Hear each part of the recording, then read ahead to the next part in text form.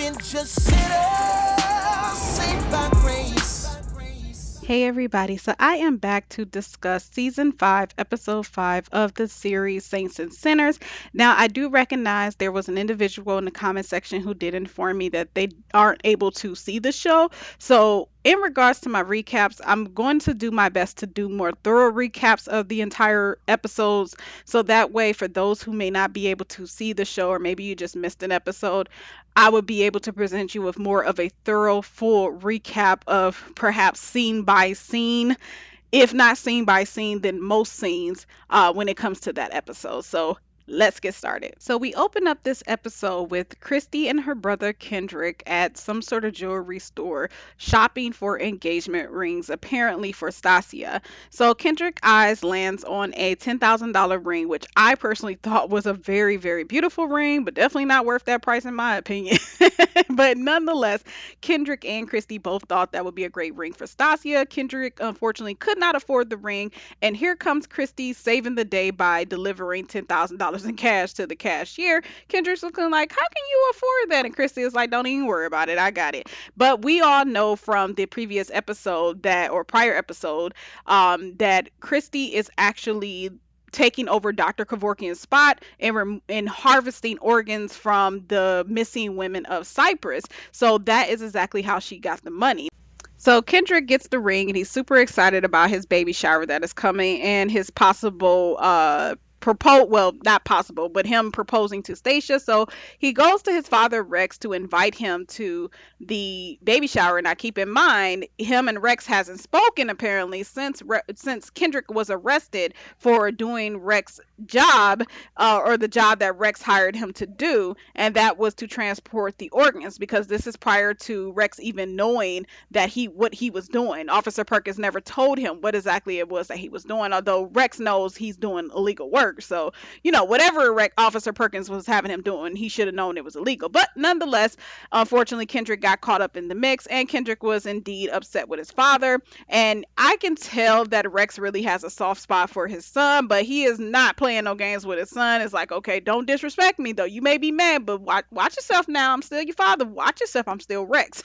So nonetheless, Kendrick, in the midst of all of that tension, tries to invite Rex to his baby shower, but Rex somehow knows that Malik is the one that has impregnated Stacia and that child is not Kendrick. So after this whole little exchange between Kendrick and Rex, we are under the impression that Rex will not be at the baby shower. But then we see that Rex goes over to Kendrick's home where Stacia also lives, or maybe a Stacia home where Kendrick also lives. Anyway, not trying to be funny, but nonetheless, Rex goes over to the house and sees Stacia, and we're thinking, me personally, I'm thinking, oh, they're sharing a little special moment, but I know better because it is apparent that Rex is fully aware that Stacia is carrying Malik's child. So he actually confronts Stacia and lets her know either she tells Kendrick that that's not his child, or he's going to tell Kendrick that that's not his child. But somebody better tell Kendrick that that's not his child. Meanwhile, we have annoying Angela. Everyone knows I cannot stand Angela, but nonetheless, not the real actress because she's awesome, but the just the character Angela. But nonetheless, Angela is on some, I don't know if she's doing this because Ella has her doing this, or is she doing this to get herself in Jabari's good graces, or to keep her and Jabari close to each other. I don't know. Angela's crazy. But nonetheless, Angela decides to call Victor and make it seem like she's attempting to run a story on Upsurge. So Victor immediately puts into play one of his goons to go after Angela and Jabari. So the goon that Victor hires or has in place for this whole entire situation is a man by the name of Kareem, and Kareem goes over to Jabari's home and presents him with a gag order in regards to running stories on Upsurge through his TV station. Then the goon decides to attack Angela conveniently in the parking lot, where lo and behold, conveniently, here comes Jabari coming into the parking lot to immediately save Angela from the situation. Although Angela, in her Oscar award winning performance, pretends like she is so offended by the fact that Jabari allows her to be in danger in the first place, as Jabari lets her know that Kareem initially came to him first. So it makes it seem like Angela is basically upset that Jabari did not give her a heads up or some sort of warning that he knew that Victor was sending his goons after them. And she plays this role of, oh, would you let it have been Paige? Would you let Paige run that story if you knew that Victor was was coming after us. Oh my goodness, thanks a lot, Jabari. Like, no, we don't believe nothing you're saying. Only person that's falling for that mess is Jabari. Darn it, Paige, knock her out. But nonetheless, we have Chrissy that ends up running into one of the victims, one of the missing women who apparently had passed away, probably after surgery.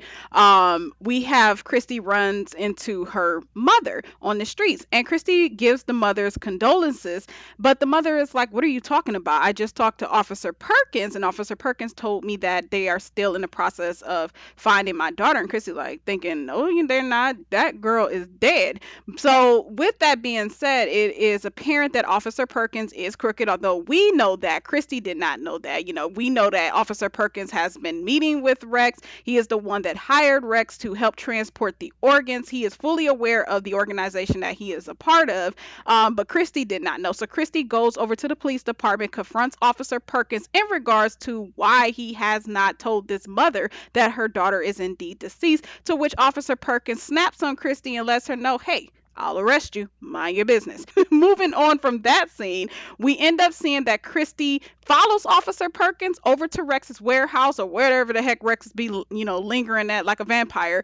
And she discovers that Rex and Officer Perkins are working together. Now, this totally answered my question I have been asking throughout this season. If and when Rex finds out what he is a part of in regard to the missing women in Cypress and the harvesting of organs, would Rex back out of it? On what side of things would Rex stand on? I know Rex is evil, but I didn't know he was that evil. And sure enough, Rex confirmed that he would have backed up Officer Perkins had he known initially what he was transporting, because he told Officer Perkins, "Hey, if you would have told me what I was a part of, I would have made sure we wouldn't have gotten caught." So, Rex sucks. At the end of the day, most of the people that were watching those Saints and Sinners, they suck. Tamara, oh dear sweet Tamara. I really feel like Tamara just needs to pack her bags and up and leave, but nonetheless, she is still in Cyprus in the meanwhile. So we have Victor, who keeps sniffing around Tamara, and I knew he had ulterior motives. He doesn't even care about Malik, let alone Tamara. And to be honest, no one in Cyprus really cares about Tamara. Tamara needs to care about Tamara, pack her bags and move. But nonetheless, Victor finds himself yet again, and he,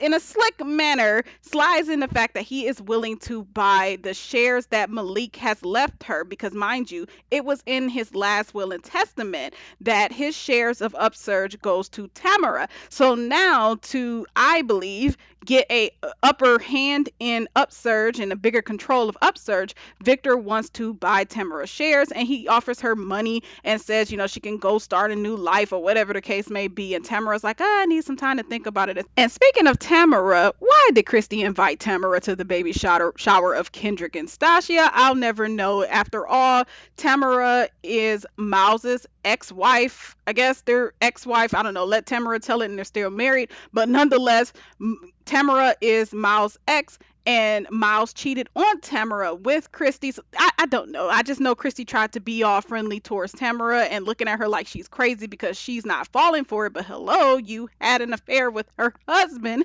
Nonetheless, I keep saying Tamara needs to pack her bags and go. But nonetheless, Tamara ended up showing up at Stasia and Kendrick's baby shower. But who wasn't there, y'all? It seemed like a lot of Cypress was there.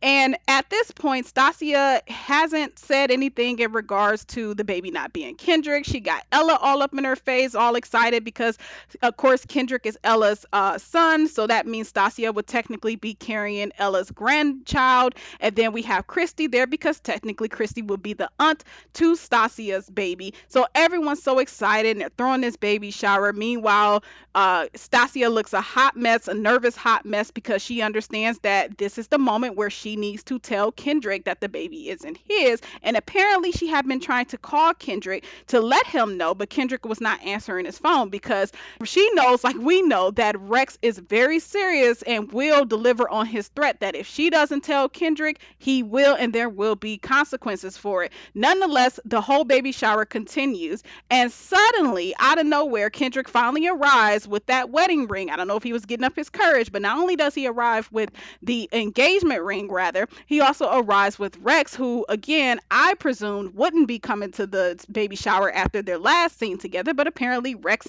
in all of his vindictive glory, shows up at the baby shower just to probably watch the fireworks fly. So, nonetheless, Kendrick begins to propose to Stasia, who goes ahead and accepts the proposal.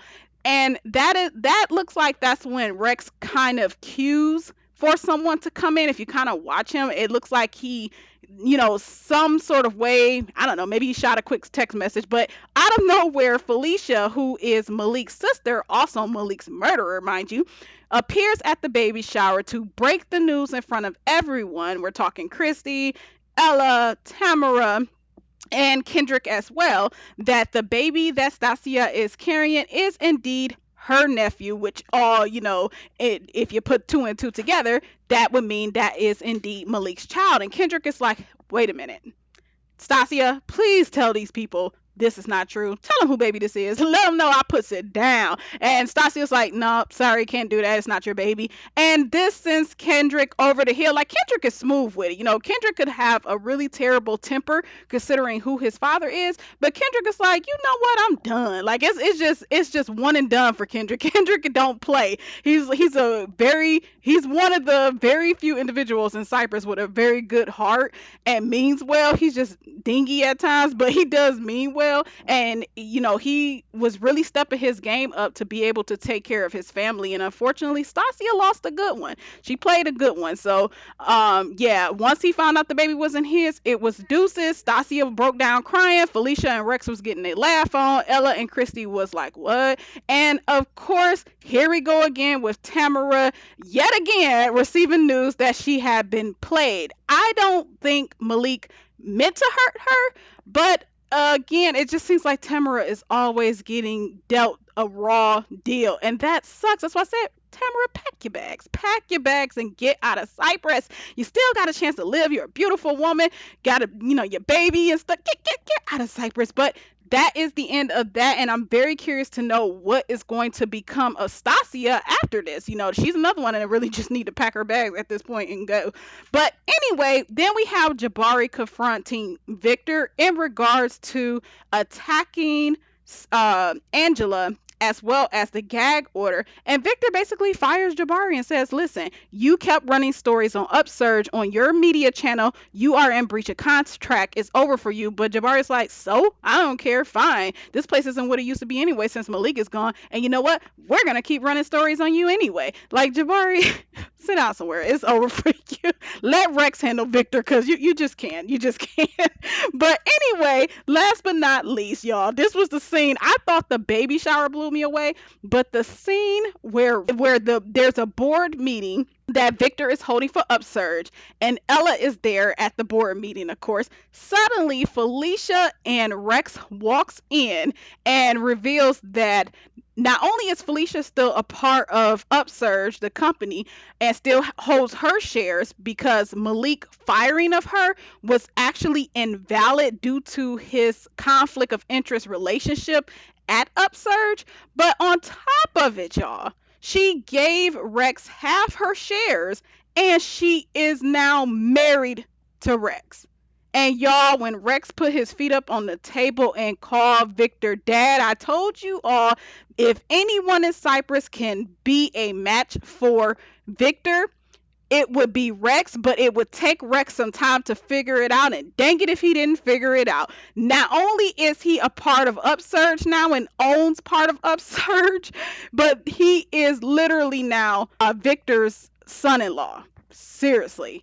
I mean, I couldn't have wrote this better myself if I tried. So that is it. I am just like, and then on top of it, mind you, Ella is in that boardroom too. Now, we know the history and relationship between Ella and Rex. I'm pretty certain there aren't any feelings between Ella and Rex anymore. But at the same time, this got a sting for Ella. So that is it. I am very excited to see moving forward how things are going to play out with each and every one of these characters. Let me know what you all thought about this episode. Let me know what you all predict for future episodes, and I will see you all for the next one. Peace.